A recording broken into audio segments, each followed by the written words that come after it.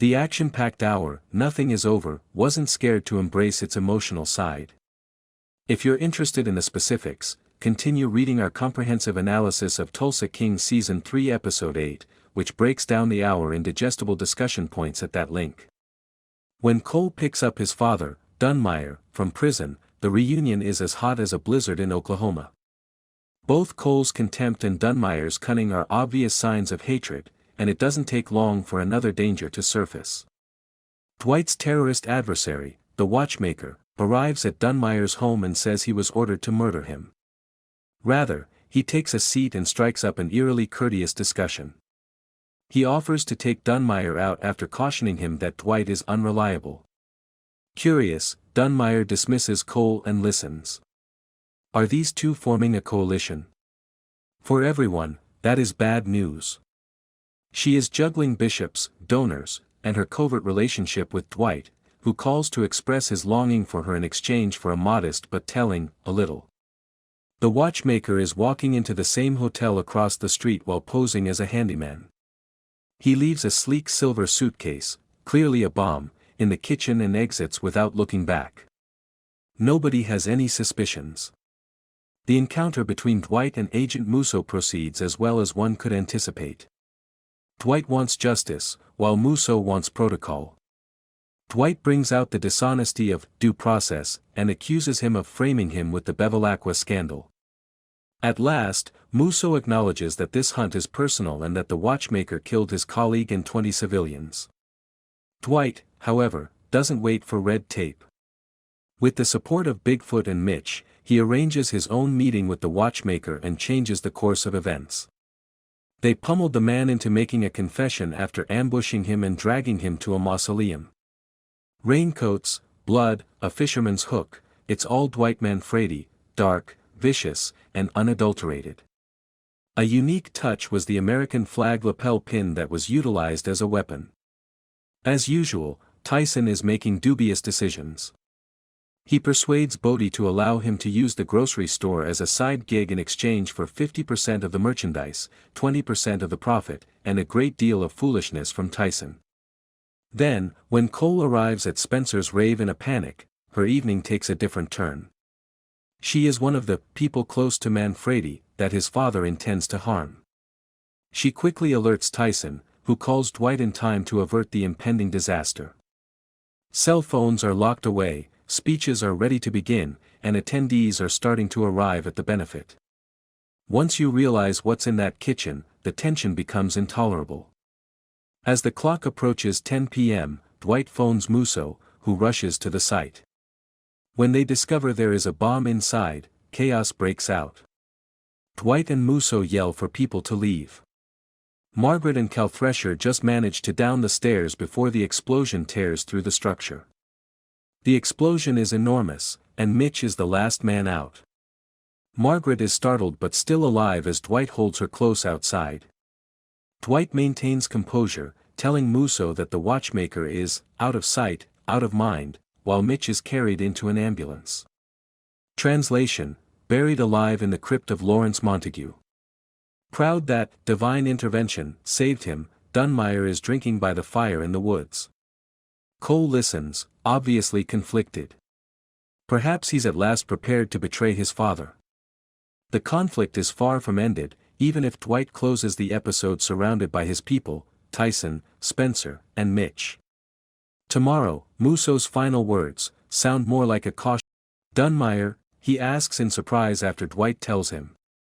The bourbon maker. Then he quotes a price of $500,000, with half paid before the work gets started. Irked, Dwight goes into the bar's back room and pulls the bills from a safe, delivering them to Deacon in a satchel. You're not a Fed, are ya? Deacon asks right before he leaves, then says he was just joking. Either way, Dwight is not amused. First off, a super quick recap of Episode 5, On the Rocks, because it sets up everything for Episode 6. Dwight Manfredi and his crew are finally launching their Montague distillery with that stolen, recovered, 50-year-old bourbon called the 50. The party's buzzing, Bodie and Grace nailed the PR, Bigfoot's showing off his ice sculpting skills, earning him the nickname Yeti, and even Margaret's there with Cal Thresher in tow. But of course, nothing goes smooth in Tulsa. Jeremiah Dunmire pulls a total power move by leaning on the Attorney General to send a corrupt inspector to shut things down. The inspector gets squished under falling barrels in a freak accident, thanks to Bigfoot's clumsiness, and now the crew's got a body to deal with. Dwight tells them to stage it as an accident for Bodie to discover in the morning. Meanwhile, Dwight's secretly picking up a bomb from the watchmaker, aka Deacon, the explosives expert, to hit back at Jeremiah for burning down his wind farm earlier in the season. Then, the party crashes hard when Jeremiah shows up with his posse, the AG, and some sheriffs. They destroy a barrel of the precious bourbon, brag about ruining Dwight's rep, and walk out like they own the place. Tensions peak when Bill Bevilacqua confronts Dwight about shady dealings and suspicions of betrayal. Dwight pulls a gun on him, but Bill calls his bluff and leaves, only to get swarmed and arrested by federal agents at a stoplight. Boom, episode ends on that cliffhanger. On screen, key images or text bullets of recap points. Now, what can we expect in episode 6? Tack. Let's break it down scene by scene, no holding back. Spoiler alert, this EP's all about loyalty tests, a brutal ambush, and Dwight facing his past in the most OG way possible. The episode builds to Dwight cornered in an abandoned oil rig, Jeremiah and Cole closing in, Musso's feds circling like vultures. Dwight's bleeding out, flashing back to his prison days with Pops, the OG reference. He calls in a favor from an unlikely ally, Bill Brewer, who hates Jeremiah more. Boom, a hail of gunfire from Brewer's boys turns the tide. But the real gut punch?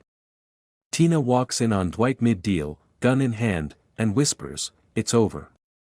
Does she pull the trigger? Trailer cuts to black on her finger trembling.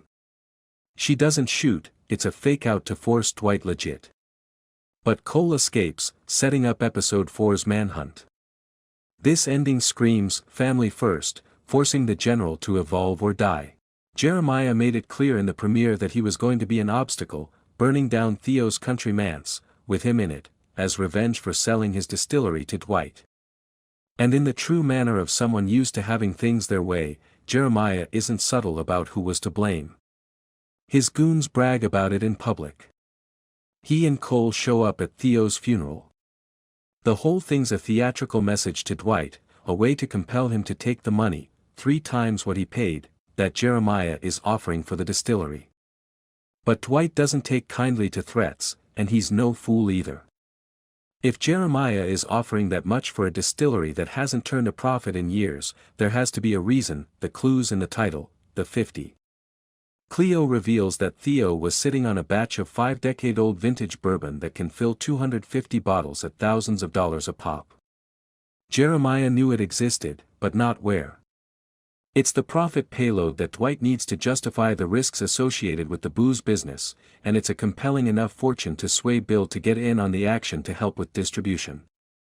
Even Cal Thresher, now a gubernatorial candidate, is reluctantly in Dwight's pocket, there to smooth over any complications with a few political favors should the need arise. That it feels like a win, but is it really? Tulsa King Season 3, Episode 2 reintroduces all of these key players but makes it very clear that they can't be relied upon.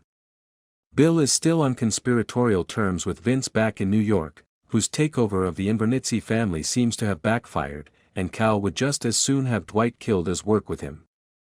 And everyone seems to know